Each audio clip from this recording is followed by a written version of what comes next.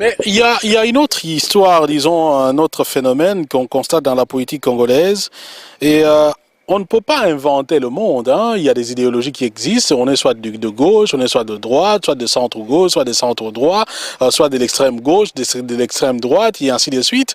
Mais on constate que chaque leader politique, au lieu peut-être de pouvoir intégrer un parti politique qui a les mêmes, disons, les mêmes, qui défend les mêmes valeurs que lui en tant que personne, malheureusement, mais on a toujours la multiplication des partis politiques. On se pose la question, mais tiens, ces gens ici, est-ce qu'ils, quelque part, ils ne visent pas les intérêts égoïstes personnels qui se cachent derrière la notion même de l'intérêt général, parce que tout le monde se dit non, c'est pour l'intérêt général, mais pourquoi ne se mettons pas ensemble, ne fût-ce qu'au niveau déjà des partis politiques, avant même de prétendre à une candidature unique? Ouais, je vais tout simplement vous donner mon exemple. J'ai fait partie d'un groupe parce que j'ai pensé que pour mieux faire les choses, il faut le faire en groupe. Je continue à travailler avec des personnes qui sont mieux que moi en mesure de réaliser un certain nombre de projets. Je pense ici à M. Jean-Pierre Bemba par exemple, je pense à M. Léon Kengwa-Dondo. Le phénomène dont vous parlez, c'est vrai. Il y a un phénomène culturel pratiquement chez les Congolais. Et au niveau politique, moi je constate ce qu'on appelle, on appelle en politique l'atomicité des velléités. C'est-à-dire que nous sommes dans une situation où pratiquement tout le monde veut être président. Nous sommes devenus une république de présidents. Ce phénomène-là, vous le constatez, même dans les groupes musicaux, même dans les orchestres. À chaque fois que quelqu'un chante bien, il sait bien faire des vocaux, il sait bien chanter, il pense tout de suite qu'il peut franchement créer un orchestre. Savoir bien chanter ou bien savoir bien parler, savoir communiquer, savoir exprimer sa pensée ne veut pas tout simplement nécessairement dire être en mesure de diriger un parti politique. Bon, ça c'est, d'une part, c'est un phénomène pratiquement socio-culturel au niveau des Congolais, mais il y a aussi une autre situation, c'est au niveau des partis politiques. Lorsque les gens adhèrent dans les partis politiques, lorsque les gens adhèrent à une idéologie, les gens viennent dans une organisation, les gens viennent pour que cette organisation puisse amener, parce que les gens croient que cette organisation peut amener le pays quelque part. Mais lorsque dans le fonctionnement de cette organisation, les gens ne se retrouvent pas, il ne faut pas reprocher aux gens de ne pas pouvoir rester dans ces partis. Je pense qu'il y a quelque temps, on a échangé et je te parlais de ce phénomène qu'au niveau des partis politiques congolais, vous pouvez observer tous les partis politiques congolais sans exception. Il n'y en a pratiquement aucun qui a un fonctionnement démocratique. Le phénomène, les élections n'existent pas dans des partis politiques. Et en allant dans l'UFC, vous pensez que ça sera différent? Je pense que ici, comme je dis, moi j'ai l'optimisme de la volonté parce que j'adhère aujourd'hui dans un parti qui vient de se créer, qui a des motivations en tout cas pures. Comme là où j'étais, j'ai quitté par principe et je suis parmi les personnes qui travaillent pour que l'organisation soit différente. Moi je pense qu'il faut que la démocratie commence au niveau des partis politiques pour prétendre amener la démocratie au niveau de l'État. Quelqu'un ne peut pas amener la démocratie au niveau de l'État, ne peut pas amener l'État de droit au niveau de la nation, si lui-même n'a pas cette culture juridique, si lui-même n'a pas cette culture démocratique. Fabien, on ne donne que ce qu'on a. Et maintenant, venons-en à votre parti politique. Vous dites qu'il pourrait être différent des autres. Sur quoi pourrait se baser cette différence, justement, dans un environnement tel qu'il se présente actuellement, tel qu'on décrit la République démocratique du Congo, tant du point de vue sécuritaire, du point de vue politique, du point de vue social et du point de vue économique? Ben, moi, je pense que la différence, parce qu'aujourd'hui, tout le monde conteste, tout le monde constate, la différence vient au niveau, d'une part, de l'expérience, du vécu de chaque jour et de la vision qu'on prône. Je pense que beaucoup de gens aujourd'hui contestent le pouvoir en place, beaucoup de gens dénoncent ce qui se fait, la situation catastrophique dans laquelle se trouve notre pays, c'est bien, c'est louable, mais peu de gens proposent les solutions véritables par rapport aux problèmes. Et peu de gens sont en mesure de vivre eux-mêmes ce qu'ils voudraient que le pays vive. Ils sont incapables de vivre ça dans leur propre famille, ils sont incapables de vivre ça dans leur propre famille politique et ils veulent prétendre faire vivre ça au niveau de la nation. C'est ça la différence. Tout le monde, chacun peut avoir cet outil-là, cette échelle de valeur pour évaluer, savoir est-ce que telle personne est en mesure de diriger le pays ou pas. Mais M. Kengo Adondo, que vous défendez quand même, c'est la deuxième personnalité de la République, c'est le président du Sénat.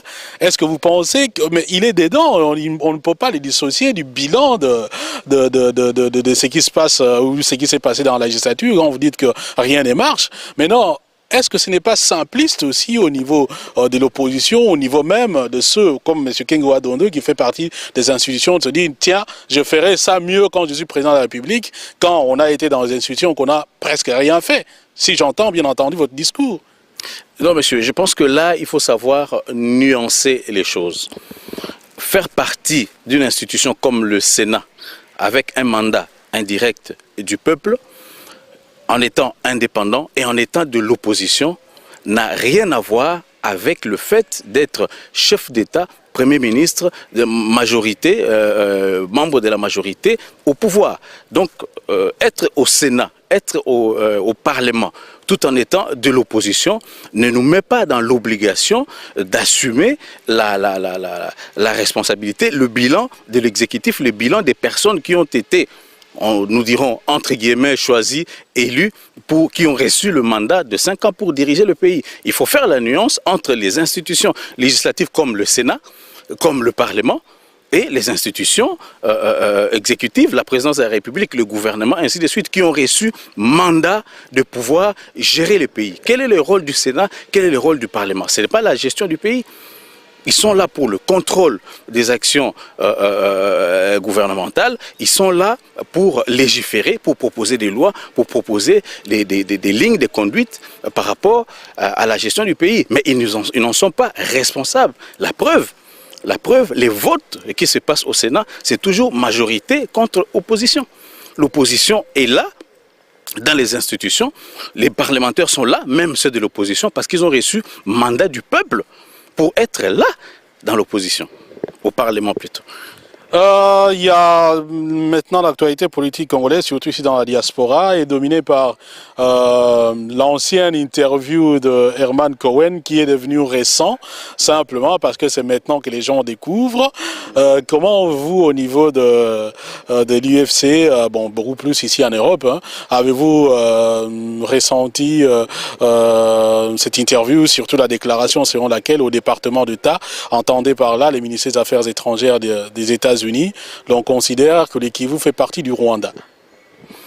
Voilà, je n'ai pas reçu mandat de parler au nom de l'UFC. Je me permets de réagir ici à mon nom personnel. C'est vrai que j'ai suivi l'interview de M.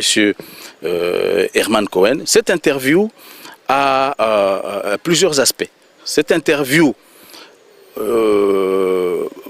montre l'aspect, le côté froid, le côté objectif, le côté dépassionné des analyses que font certaines personnalités en Occident et dans d'autres pays. Mais cette interview nous met aussi en face de la réalité. Quelle est la réalité aujourd'hui? La réalité aujourd'hui par rapport à l'Est, c'est que le Congo, l'État congolais, n'est pas en mesure de garder la souveraineté du Congo dans cette partie du territoire. L'État congolais, le pouvoir actuel qui est issu justement, qui est descendant de ceux qui sont venus avec prétention de chasser la dictature et de changer les choses, ce pouvoir qui est là depuis 10 ans, mais aussi qui a reçu un mandat depuis 5 ans, c'est-à-dire depuis 2006, un mandat officiel, n'est pas parvenu à restaurer l'autorité de l'État dans cette partie du territoire. Voilà le véritable problème. Et vous pensez que l'UFC est capable de pouvoir restaurer cette intégrité du territoire?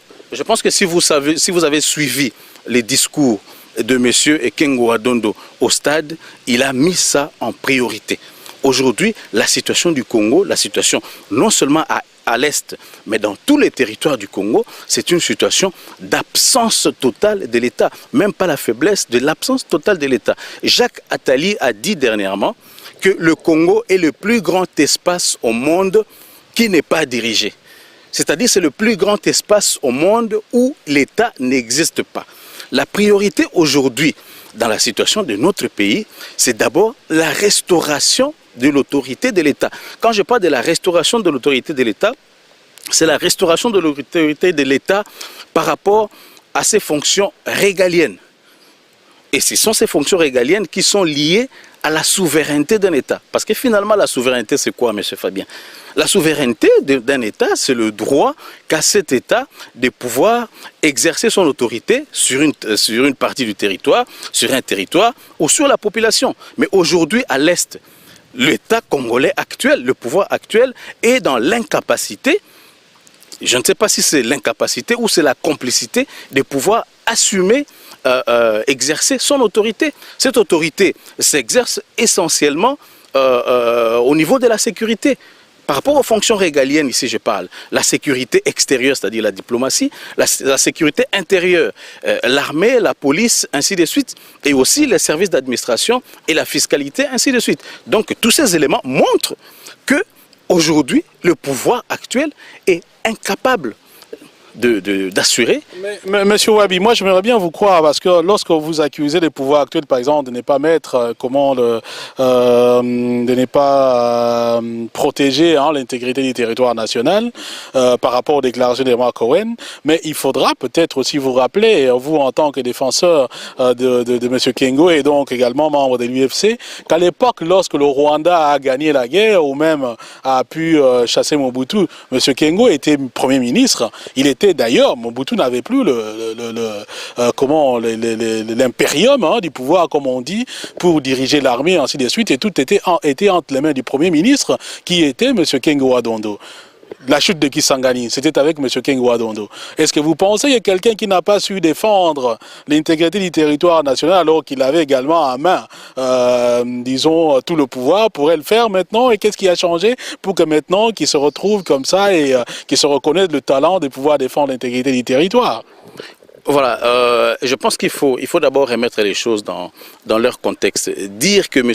Kengo Adondo avait le contrôle de tous les pouvoirs à l'époque de Mobutu, ce n'est pas correct. Je pense qu'il y a certaines personnes comme M. Etienne Tshisekedi sont mieux placées pour vous dire ce que c'est qu'être Premier ministre de M. Mobutu. M. Kengo Adondo est celui qui, justement, en 1900, je crois bien, si ma mémoire est bonne, 94 ou 95, a réclamé, a exigé le départ des réfugiés Hutus rwandais à la frontière. Il y a les documents d'archives existent contre l'avis même du président Mobutu. Ce n'est pas l'objet de notre entretien de ce jour, mais je tiens à souligner cet aspect, c'est que M. Kengo Adondo est parmi les rares personnes de l'époque, Premier ministre effectivement, qui a demandé que ces camps des réfugiés soient déplacés, que ces gens, et la communauté internationale puisse trouver des solutions pour que ces gens reviennent, retournent dans leur pays. Parce qu'il avait dit, cette situation va nous créer des problèmes. Quoi de mieux placé que M. Kengo à l'époque pour pouvoir faire cette déclaration? Si M. Kengo Adondo demandait à d'autres personnes, au président Mobutu, à la communauté internationale, de pouvoir le faire, c'est que ce n'était pas, il ne revenait pas à lui, il n'avait pas le pouvoir de pouvoir le faire lui-même, sinon il l'aurait fait.